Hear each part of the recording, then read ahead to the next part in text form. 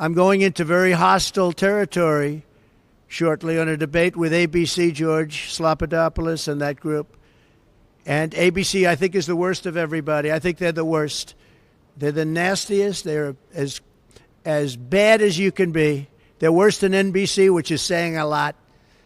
And we have something coming. And the reason I'm doing it is because that's the only one that she would do it with, because her best friend is the head of ABC or ABC News, and her husband's best friend is married to that one. So, and Donna Brazile is there. You remember the famous Donna Brazile? She gave Hillary Clinton the questions. You remember that? That was a little embarrassing. She got fired, I assume, for that. But now she's working at ABC.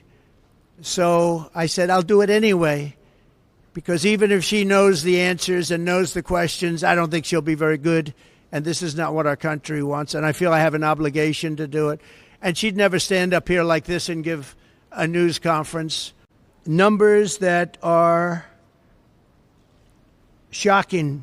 Native-born Americans, we lost 1.3 million jobs, while foreign-born Americans were able to take all of those jobs. So foreigners coming in illegally, largely illegally, into our country, took the jobs of native-born Americans. And I've been telling you that's what's going to happen, because we have millions and millions of people pouring into our country, many from prisons and jails and mental institutions and insane asylums. Traffickers, human traffickers, women traffickers, sex traffickers, which, by the way, that's the kind of thing that people should be looking at, because it's horrible.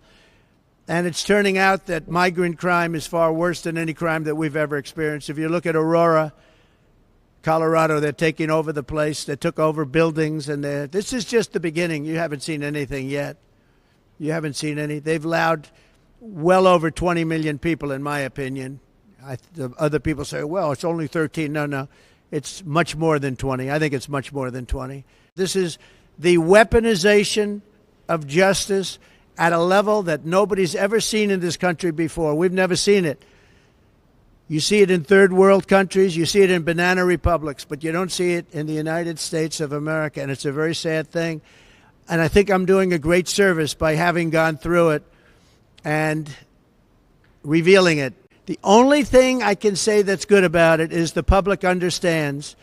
And my poll numbers, I believe, are higher now than they would have been without it, because the public understands it's a hoax, it's a scam, it's a political witch hunt, and some of you should be ashamed of yourselves.